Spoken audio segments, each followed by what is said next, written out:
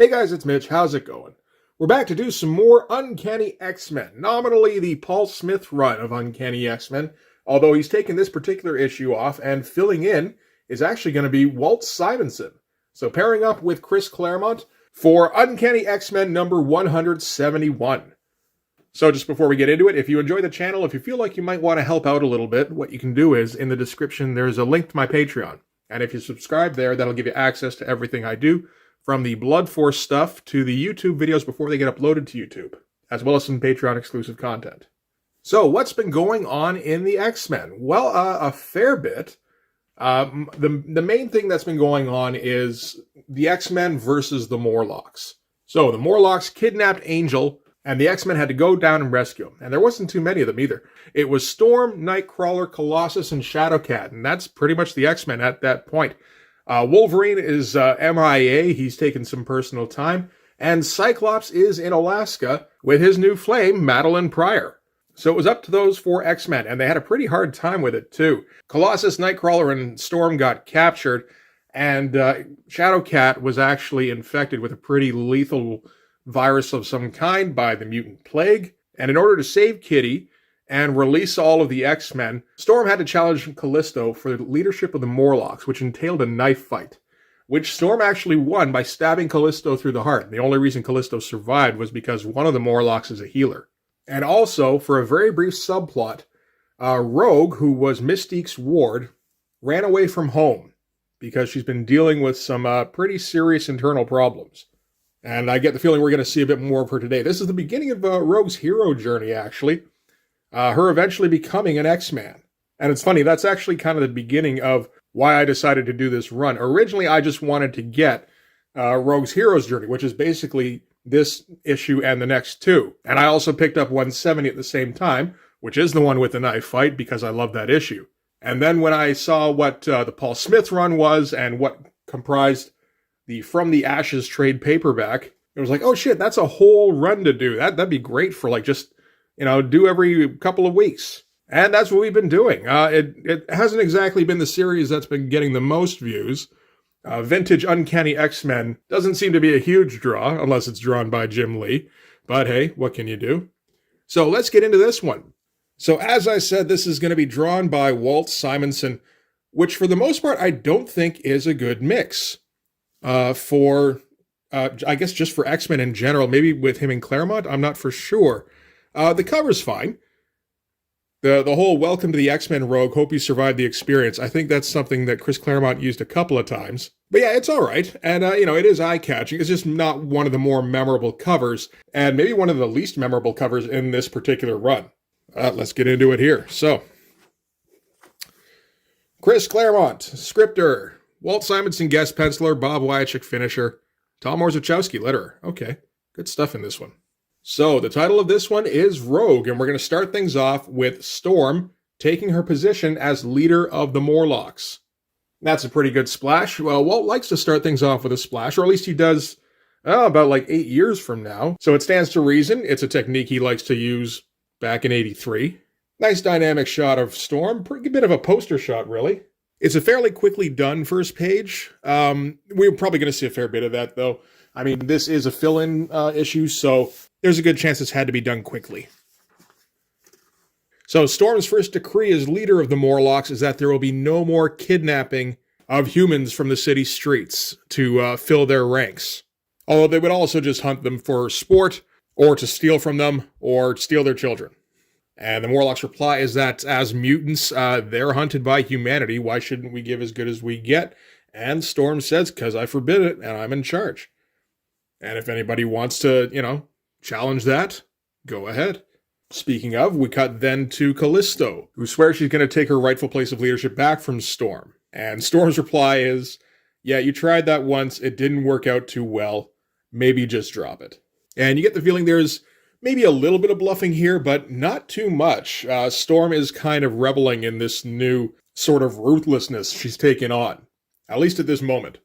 And you can probably see what I meant before when I said that Walt Simonson doesn't mix too well with the X-Men comic for a couple of reasons. One thing, Chris Claremont likes an awful lot of little panels. He likes a lot of dialogue. He likes a lot of cuts in between characters talking, which isn't really Walt's forte. Walt's forte is a big open panel with crazy visuals. You know, the stuff he deals with best is sci-fi or fantasy stuff. And that's another thing, is that the X-Men is grounded in, like, New York area, which is not, again, really his best look. And we're going to get some trademark Claremont pondering from Nightcrawler, who's really got some second thoughts about Storm now, because he figured back in the knife fight that it wouldn't get to the point it would, that eventually Storm would have to relent because she'd sworn to never kill anybody. And then it just kept going.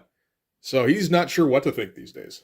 So from there, we're going to cut to Alaska, because we still need to keep up with Cyclops and Madeline Pryor. Madeline wakes up in the middle of the night from a nightmare. Again, just not really Walt's strongest stuff. This is a little bit earlier in his career, too, mind you. This is 1983. And while Simonson is, he's recognized as an industry professional at this point, he's not a big name yet. He wouldn't take Thor over for another few months, November of later this year. And I think that was his first big success. So we find out that the source of Madeline's nightmare is this plane crash she was in. So long haul into San Francisco, ran into a freak storm, lost an engine, barely made it home. As we touched down, the wind collapsed, we crashed. There was an explosion. Everybody died but me. And this was September 1st, 1980. And that's the day that Jean Grey died. So we are still maintaining the connection between Jean and Madeline Pryor. I don't think you can really get away from it, but like Chris Claremont is actively suggesting a connection, obviously. And I know where eventually the Madeline Pryor stuff goes. From what I understand, that's not really what it's supposed to be at this point. But that, all we can do at this time is just kind of take it as it comes. So from there, we cut to Beverly, Massachusetts. And this is Carol Danvers, formerly Miss Marvel, until she had a run-in with Rogue.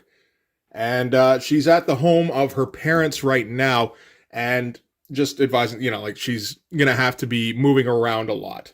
And I think currently she's a part of the X-Men, but it's sort of she's not one of the main characters or anything, as binary here. So the deal with Miss Marvel, of course, she ran afoul of Rogue. Rogue stole her powers permanently, as well as part of her personality. And she did regain some powers, obviously. She's this binary character now, which apparently was the product of Brood interference. But in terms of her personality, she doesn't actually relate to her parents anymore. So she's had her memories restored, but she doesn't have any emotional connection anymore. And that's a very, personal kind of thing. Because, she very much still got that grudge against Rogue for good reason. So now we're going to cut back to the X-Mansion, where Kitty is throwing a tantrum about some missing floppy disks. And she's blaming the New Mutants. So I guess she did get recovered from her run-in with Plague. That didn't really get established in the last issue, but obviously she's running around. She seems okay. I'm not entirely sure the purpose of this page here, other than to just kind of reestablish the status quo. Her and Magic are like best friends. She hates the New Mutants. She has a thing where she thinks of them as the X-Babies, and she hates that she has to even be associated with them. And she's still pretty immature, as she's the most childlike of the X-Men. Cut from there to the gym, where Lilandra and Professor X are still trying to rehabilitate Professor X as he tries to adjust to his new body. Because theoretically, he should be able to walk. There's nothing wrong physically with this clone body he's in. But he's been protecting himself psychically from the pain so long that he still can't walk without extreme duress. And I think, again, this is just reestablishing status quo stuff. But you see what I mean with Walt. This is kind of boring stuff for him to draw. It's just regular people talking to each other stuff. And in the meanwhile, in the kitchen, Colossus is dealing with the conundrum of breakfast. Which is, of course, when there's no current crisis going on, we always do see the X-Men just kind of hanging around and doing just regular, everyday shit. Weird perspective choices. That doesn't look quite right. I'm not complaining or anything. It's just kind of weird to see somebody like Walt Simonson not doing perspective right. All right. But he's alerted by Professor X that there's somebody at the front door, and he calls him Colossus when he says so. So Colossus knows he better iron up or whatever to answer the door, and it turns out it's Rogue. And we got most of a full page for the reveal here. It's a cool shot. And Rogue just kind of pleads with Colossus to, like, don't hit me, please. You know, she's here for help. She's not here to start a fight. Interesting seeing Rogue before, like, the signature single white streak was her thing. I don't think she'd been used too often up to this point, really. She was, like, kind of a B villain. And anyway, immediately, the X-Men do not trust her at all. She does, you know, they're willing to accept the situation enough to let her sit in the living, but I mean, you know, they're on full alert. And they're not going to trust her to not attack. Meanwhile, Rogue is a wreck. She explains to Professor X that, you know, she didn't intend to steal Carol Danvers' powers and personality permanently. And, you know, now she's stuck with these, like, warring personalities in her head. And the X-Men have no pity for her. Nightcrawler in particular is like, if you ask me, that's just desserts. That's what you get. And yeah, Rogue just she's like having a breakdown here. And the X-Men are all just kind of, too bad, so sad. Thanks for stopping by. But meanwhile, Professor X is, you know, he's going to Professor X it, and he's going to determine whether or not he should help in this situation. So he asked them all to leave, since obviously they're not really adding to the conversation in any kind of positive way, and he'll figure it out from here. So the X-Men aren't too sure what to do with themselves. Shadowcat's still pissed, because she always is at this time. It's just, you know, like hissy fit kind of pissed. So they suggest, hey, you know what, maybe we should go down to the danger room and, like, work out some tension. So they're going to try that, and Illyana is going to run a custom program that she has ready for them. And it turns out it's Belasco, which is all sorts of problems for Illyana specifically, because, of course, she was stolen by Belasco and taken basically to hell, from what I understand. And the X-Men were able to rescue her a few months later, but time works different over here than it did over there. And basically she ended up spending, like, years in hell, I believe, learning magic and stuff. I don't know a whole lot about magic myself. I know she's a more well-known character these days. I think at this time, I just never caught many comics with her in it. And everyone's kind of shocked by Belasco showing. He's like, man, that's the last thing we should be looking at. And Illyana herself is shocked, which suggests that maybe that wasn't really the program she was looking for. Nope. Cobra's looking for a few bad men, and G.I. Joe's looking for a few good men. So they're looking for everybody together. This appears to be the G.I. Joe computer game, which I've never heard of before this, actually. This is an interesting time for G.I. Joe. This is like a year after the comic launched, which was maybe like a year or so after the toy line launched. So the marketing momentum is starting to build for G.I. Joe. I think this is Hawk here. So, like, they still don't have, like, Duke or, you know, any of those kind of guys. It's Hawk versus Cobra Commander. So Kitty in particular is kind of shocked about the program and is just like, geez, what the fuck were you even thinking? And at that, Illyana kind of loses her mind, pulls a sword out of nowhere, and just starts swinging at Shadowcat here. This is a bit more Simonson-y. Like, we finally get to see something a little bit designy. And if you weren't sure, this is the kind of thing he should be drawing all the time. Weird fantasy sci-fi shit. And she's able to cut Shadowcat even though she was phased. So there's something up with that sword. Shadowcat is able to kick the sword out of her hand, which kind of snaps her out of it. And she was kind of in like a fugue state. And so the X-Men do make it up to the control room. Illyana's back to normal, but she's like a mess. And they're not really going to get into it at this time. You know, this is breadcrumbs for a later date, which is Claremont's specialty. I always remember seeing this ad and thinking it was cool. Wonder who drew this. I mean, could have been anybody, I guess. And now we're going to get some more pondering from Storm. This is a big pondering issue. First, she's thinking about Illyana and Belasco. And, notices that she hasn't watered her plants in forever, so just conjures up a little storm to do that. And thinking back to the knife fight in the tunnel with the Morlocks. And she feels like she's changing and maybe becoming a better leader. Potentially. And she's not sure if that's even a good thing. And she's starting to even wonder if she should stick around, whether this is turning her into somebody she doesn't want to be. And that's when she notices that the storm that she conjured up to water her plants is now turning into like a full-fledged thunderstorm inside her apartment, or her room, whichever it is, and is just destroying all of her plants. And at that, Professor X summons Storm because his examination of Rogue is finished. And Storm's just kind of like, fuck you, Charles. And she's a little overwrought. Part of what she was dwelling on was the fact that Charles kind of took her away from a pretty simple life in Africa. And she's starting, she's thinking like, it would have been a lot easier if I just kind of stayed there. And maybe this will lead to a further gap between her and Professor X. Who's to say? This is, again, dropping breadcrumbs. So, the X-Men meet up with Professor X and Rogue in the study. Professor X tells them that he is going to help Rogue, and more than that, he's decided that he's going to make her an X-Man. And Storm's like, bullshit, which kind of throws the professor off. I don't think he was quite respecting that response. But Storm's logic is pretty good. She's like, how am I supposed to fight besides somebody I don't trust? And at that moment, Binary stops by the X-Mansion for a visit. How did that go? I think we can kind of see. At least they gave Walton something nice to draw here. So, yeah, Rogue basically gets knocked into orbit and comes flying back to deal with the problem. This is a fun shot.